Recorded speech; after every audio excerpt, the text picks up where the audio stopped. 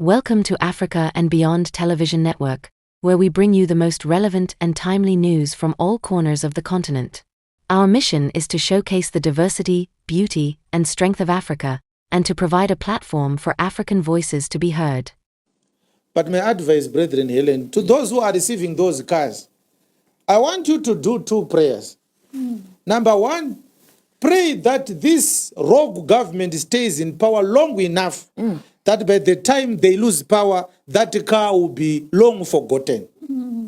Because if we get a God-fearing, accountable government, you are going to be asked to pay back the value of that car when it was new. Because if you receive stolen property, you are an accomplice in theft. Number two, pray that this government stays in power forever. For this case never to come back again. I can assure you, brethren, Helen, it will be embarrassing very soon. We are going to hear people saying, we are sorry, we didn't know that the money was stolen. We are saying it now. Take my words and lock them up in a very safe place. The time will come. Varikutengerwa mota, varikutengerwa dzimba. Make sure kuti munoita minamato miviri. Wokutanga ndokuti motikari iparare vanhu vokukanganwa nezvayo. Hurumende isati yabva. Kana kuti munamata hurumende irambe ichikotonga. Which prayer will not be answered. Their time is up. Very soon, we are going to have a Trump situation in Zimbabwe. You are going to see. And my question is, how do you feel to park a donated car in another person's house?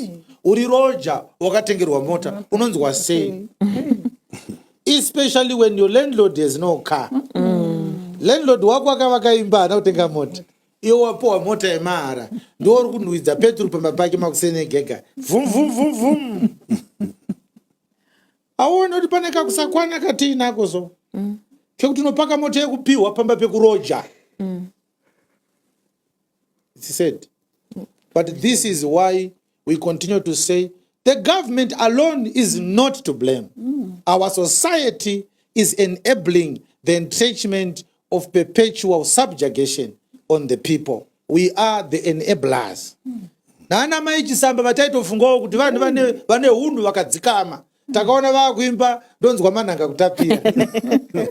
Vatengerwa fortuna, imagine fortuna. An ordinary fortuna.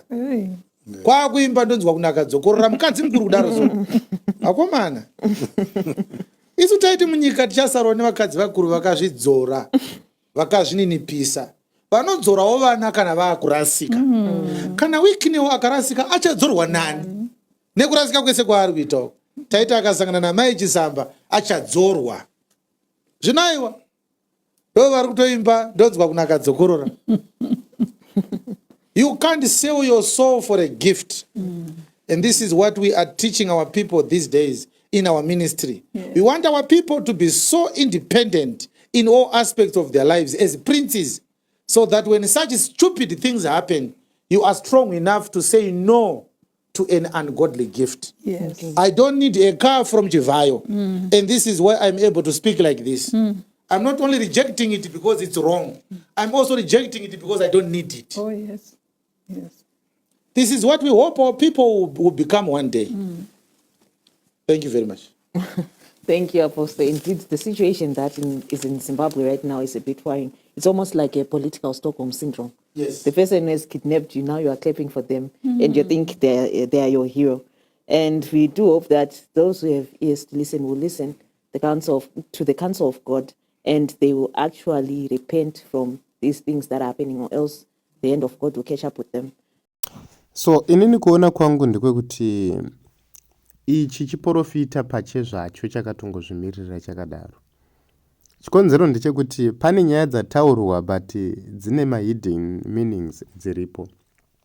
He said ngapaitwe minamato miri. But later on he said minamato iyoyoyo haisi kuzozadzikiswa.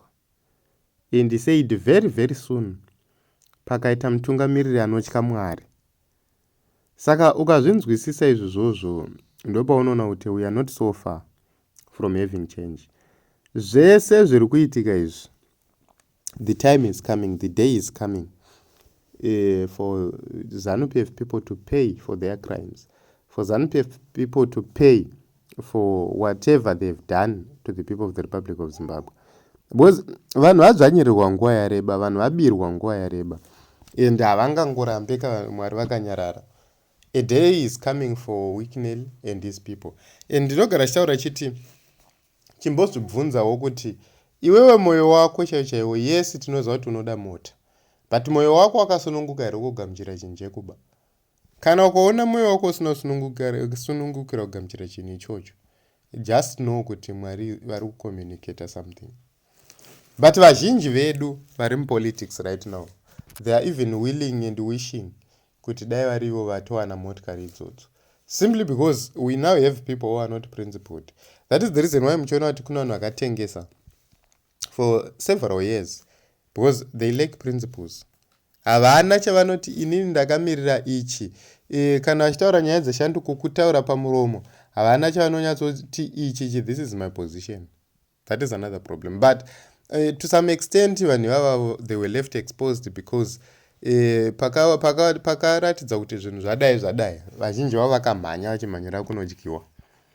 So taakusvika hama dzangu, taakusvika, and it's not so far, it's not too far, and definitely by God's grace we are going to have that change in Zimbabwe. Isisu taakuda shanduko hazvo kuti hanzi tichiramba tichinzi Wicknell ndiye anonamatwa muno muZimbabwe, hazviite. Gold renyika ndo riri kubiwa richitenga motikari idzi, maminerals enyika ndo ari kubiwa achitenga motikari idzi. Ukaenda kune dzimwe nyika maminerals ayo anenge achivaka zvipatara, isusu kwedu kuZimbabwe kungobirwa. Shanduko ngaiwe. We welcome you to Africa and Beyond Television Network, where we celebrate the past, present, and future of Africa. We invite you to join us in this journey of discovery and to help shape the narrative of our continent. Together, we can create a brighter future for Africa and beyond.